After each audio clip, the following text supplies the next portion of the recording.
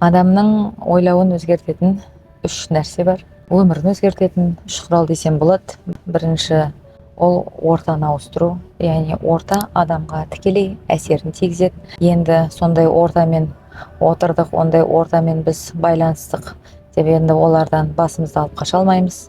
Бірақ дегенмен де адамның санасы өзгерген сайын ортада ауыса бастайды, ол өздігінен ауыса бастайды. Кей адамдар, енді өздеріңіз білесіздер, өте көп білім алып жатыр, санасын дамытып жатыр.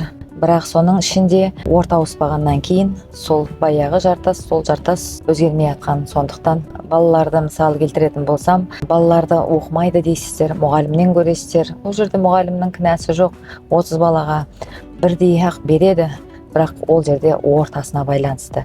Егер сол баланы алып басқа мектепке ауыстырып, мына ынтасы бар мектепке ауыстырып оқитын балалардың арасына қоссаңыз, балаға жаныңыз қиналмайды. Ол да солардың арасында ұмтылып, соларға ұқсағысы келіп оқи бастайды. Сол секілді үлкен адамдарда да осындай. Біз әрдайым баладан талап етеміз. Сол үшін әуелі өзімізден бастауымыз қажетпіз. Қандай ортада жүрміз деген өзіңізге сұрақ тудыртқан абзал деп ойлаймын. Екінші, мынау сіздің тәлімгеріңіз. Ойыңызды да өміріңізді өзгертетін тікелей ол тәлімгер.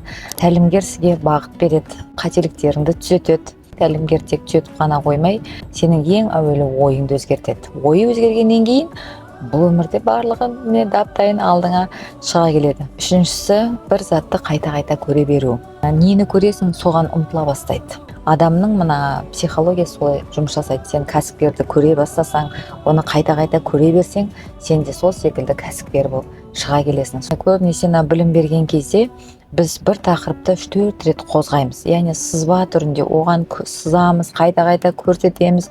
Ойлайтын шығар, бұл Айнұр ханым не үшін қайталай береді деп. Көрген сайын адам соған қалып жағдай болады. Яғни қан үйренеді, көз үйренеді.